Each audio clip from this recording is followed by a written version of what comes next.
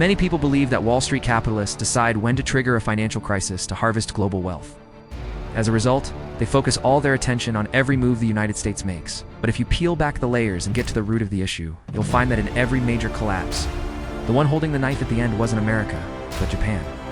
While the world fixates on US tariffs as the potential trigger for a market crash and financial crisis, the real financial nuclear bomb has already been armed and is waiting to detonate in Japan. And although the explosion will happen in Japan, the casualties, as always, will be global. What do I mean? Hello, welcome to Stewardship Finance Academy. Remember to subscribe to this channel so that we can keep you updated. If I told you today that for every $100 you earn, you have to give me $15, what would you do? Any sane person would think I'm crazy, right? Why on earth should I get a cut of your hard-earned money? But what if there was a scenario where you not only found it reasonable to give me a cut, but you also willingly opened your safe, handed me $10 million and let me spend it however I pleased? And on top of that, you agreed that I would keep 90% of any profits I made with your money? Sound absurd? Yet this is exactly what's happening right now. The United States has effectively slapped a 15% tariff on Japan. And what did Japan do? It willingly took $550 billion from its national treasury to invest in the United States, promising that 90% of any profits would go to the US. What does this signal? I've seen many online commentators call this a treasonous deal for Japan. But then you notice that after Japan signed this agreement, its stock market skyrocketed, nearly hitting an all-time high. In other words, global capitalists voted with their money, showing confidence in Japan. Consider this. The US national debt recently jumped by $600 billion to $36.8 trillion. Yet the government's main checking account, the Treasury General Account TGA, remained at just $400 billion. Why? Because that new $600 billion was spent instantly to pay off old, delayed debts, never even hitting the books? This tactic helped the US government avoid a technical default. In reality, the $400 billion in the TGA only a 2-month supply should have been gone long ago. So, while the Treasury publicly shows a balance of $400 billion, it was also carrying $600 billion in immediate obligations. The money in the bank was never enough. But has the fundamental problem been solved? In the past, the US managed its debt by borrowing over long terms at near zero interest, simply rolling over the loans when they matured. While the total debt grew, the payments were manageable. But things have changed. With falling demand for US debt, interest rates have soared to 4 to 5%, and now only short-term bonds are selling. This forces the US to repay its loans much faster and at 4 to 5 times the previous cost. With only $400 billion in the bank, spiraling interest payments, and monthly expenses of $200 billion, all without help from the Federal Reserve, how can the government manage? It's a classic debt trap, borrowing new, more expensive money just to cover the interest on the old. Yet the US government has announced a shocking goal: to increase the TGA from $400 billion to $850 billion by the end of September. How can they not only pay off their hidden debts, but also add another $450 billion to their savings? Today, we have the answer. Since the US can't borrow enough money itself, it's having other countries do it for them. Japan is set to invest $550 billion in the USAN amount it must borrow by issuing special government bonds. Consequently, the Japanese people are on the hook for this new debt, while the US reaps 90% of the profits. In this arrangement, America gets a cash infusion funded by Japanese debt, while still charging Japan tariffs. With the Fed not printing money, the US is siphoning capital from every corner of the globe. It's not just through debt, but through these strategic tariff and investment deals. And this is only the first step. For the past few years, as the US led the world in raising interest rates, Japan did the opposite. It kept its interest rates near zero and expanded its balance sheet, effectively printing money. Now, as the US is expected to start cutting rates, Japan has begun to raise them. Why? Because now, both the US and Japan are draining liquidity from the world. The two largest global money pumps are both sucking capital out of the system at the same time. The real target isn't Japan. A financial crisis is no longer a distant threat, it's already here. You may not feel it because the first victims were countries like Argentina, Brazil, Egypt, and Turkey. But the script is playing out exactly as it has in the past. If you don't want to be a casualty this time, and perhaps even use this opportunity to leap into our free stock investment class, then subscribe to our channel for more insights. And if you're worried you'll forget these crucial points, like this video. It will be saved to your playlist so you can always come back and review the strategy. Many people think in simple terms. The US raises rates and shrinks its balance sheet, which means it's pumping out money. This leads to a global cash crunch and a bad economy. The US cuts rates and expands its balance sheet, which means it's pumping in money. This leads to global prosperity. Is it really that simple? The world has more than one money pump. Japan is the other one. Starting in 2022, the Federal Reserve began aggressively raising rates. Logically, with borrowing costs so high, The US stock market should have crashed. Instead, it kept soaring. Why? Because while the Fed was tightening, Japan was doing the opposite. It dropped its interest rates to zero and printed money relentlessly. When the world was short on dollars, Japan offered a solution. I'll lend you Japanese yen at no cost. You can borrow my yen and swap it for dollars to spend.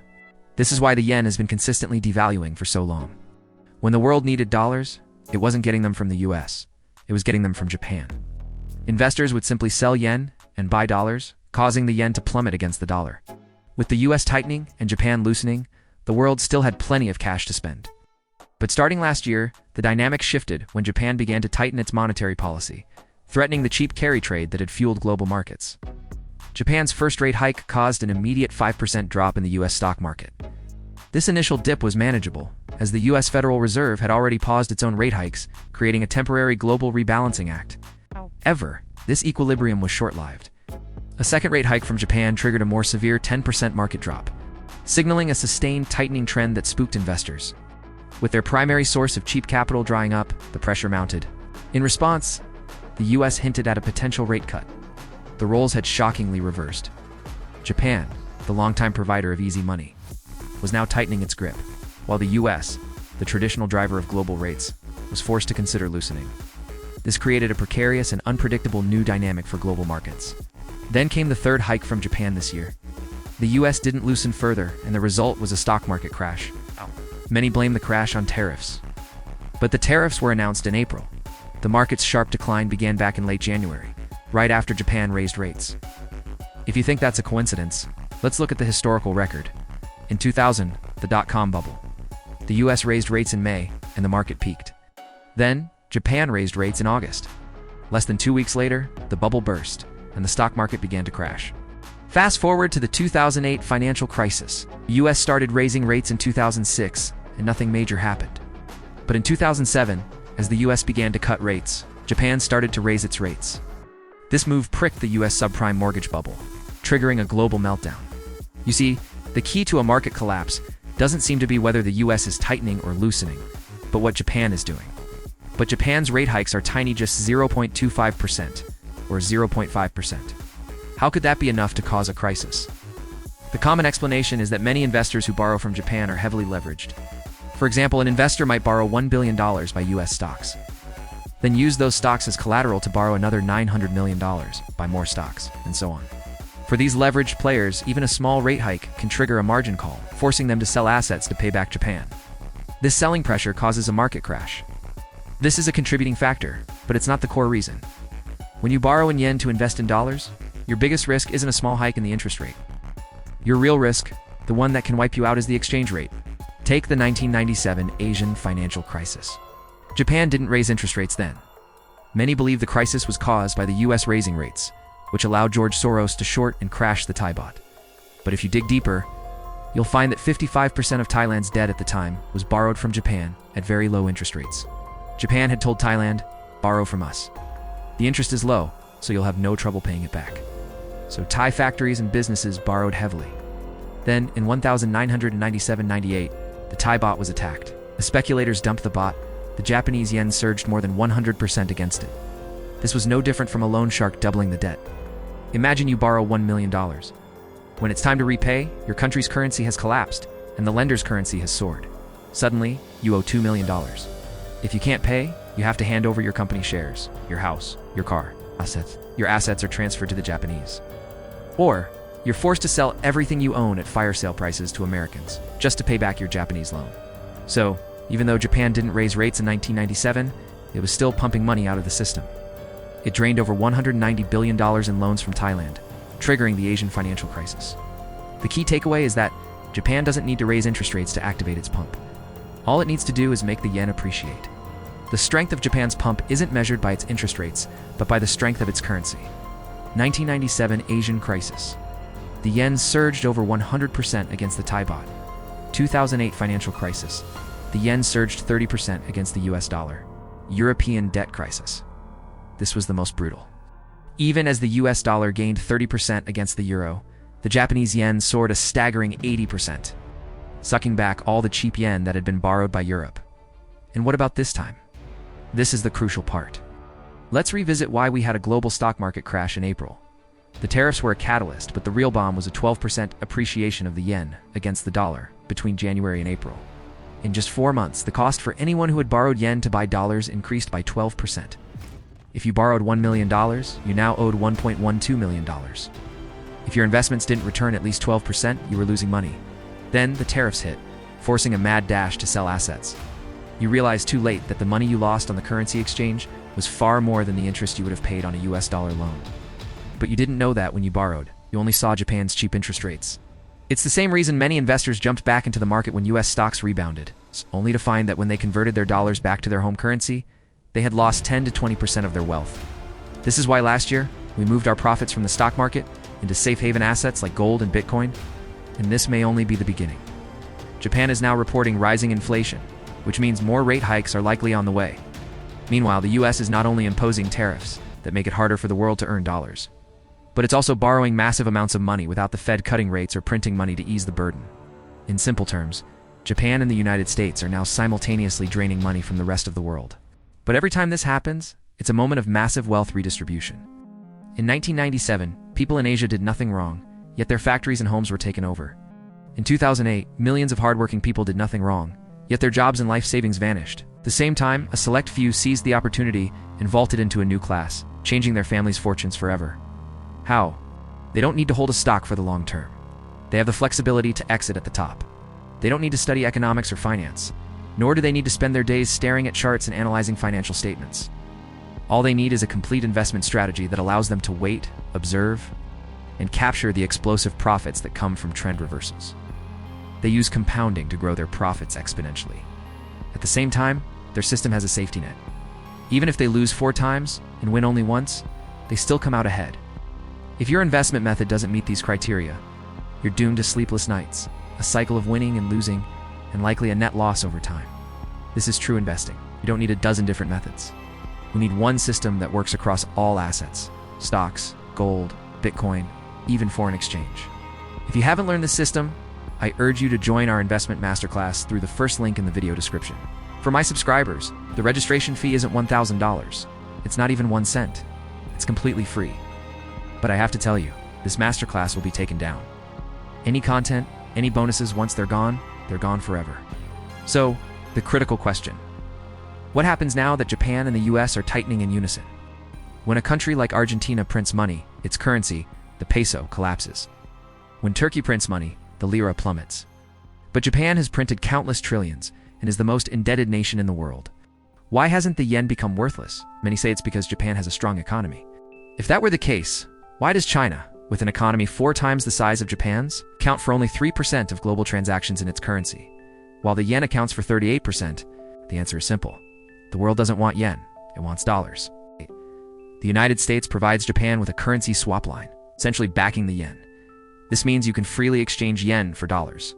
You can think of the yen and the dollar as 2 forms of the same thing, like water and ice. They have different forms but can be converted into one another, so their essence is the same. This means that just as the US can print money to buy the world's resources and products, so can Japan.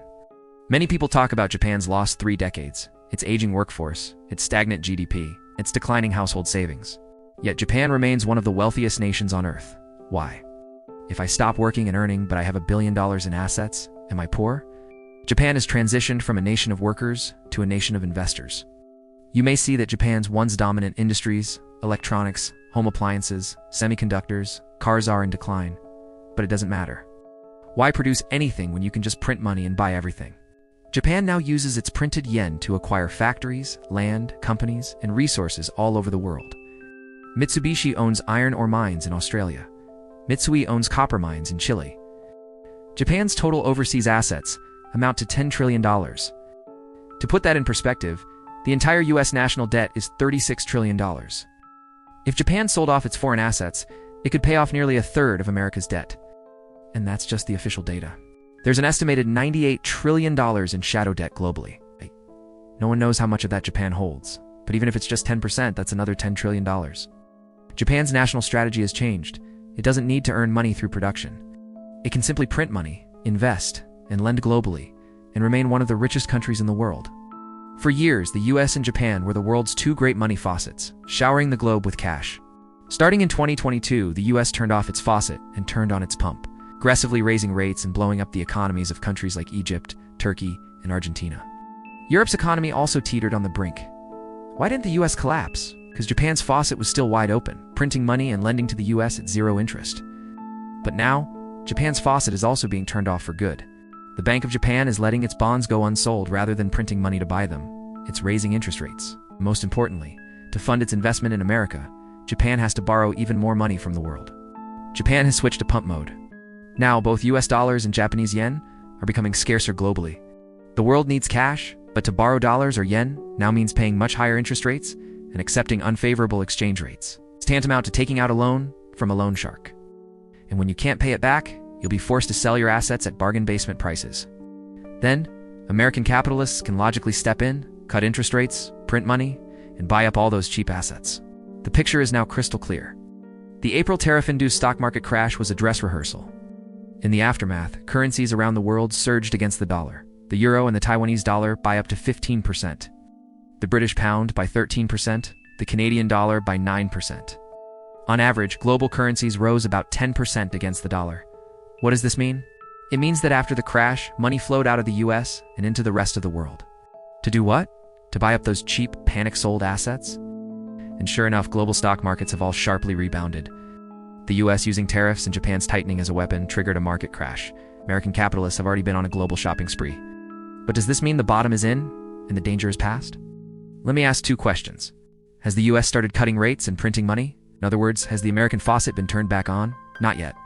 If the capitalists were done buying, shouldn't they be pushing for looser policy to inflate the value of their newly acquired assets? What happens if Japan continues to raise rates and the yen continues to appreciate? First, Japan itself might not be able to withstand it. As we've discussed, Japan has the most debt in the world. Now it has to borrow even more to invest in the US. If the Bank of Japan raises rates further and refuses to print money to fund its own government, Japanese government bonds could face a crisis. The Japanese government would be forced to sell its massive portfolio of overseas assets to raise cash. When that happens, global asset prices will plummet. This is why Warren Buffett is currently holding a record amount of cash and hasn't started buying yet. The rally we saw after the April crash might just be a setup for a much steeper fall. To put it simply, Japan has spent decades printing money to buy up the world. It has grown fat. The US doesn't need to harvest the entire world. It just needs to trigger a crisis in Japan. By doing so, it can acquire all of Japan's global assets in one fell swoop. The key thing to watch in the coming months is not when the US will cut rates, it's whether Japan will continue to raise rates, effectively detonating itself. By the time the US starts cutting rates and printing money, the capitalists will have already finished their shopping. It will be too late for the rest of us. If you don't want to miss the next major entry point, you need to prepare now. You need to learn the language I'm speaking and understand our entire investment framework so you can use it for yourself. For those who haven't watched the Investment Masterclass, I can only say this: do it now while it's free. While the bonuses are still included and before it's taken down this month, if you miss this entry point, you might be waiting for years for the next one. The situation is becoming more volatile by the day. If you don't want to miss out, subscribe to this channel, turn on notifications, and share this video. I sincerely wish all of you who like this video a swift journey to financial freedom. If you have any questions, leave them in the comments. If even one or two sentences in this video were useful to you and helped improve your life, I would be deeply satisfied. We'll see you in next video. Bye.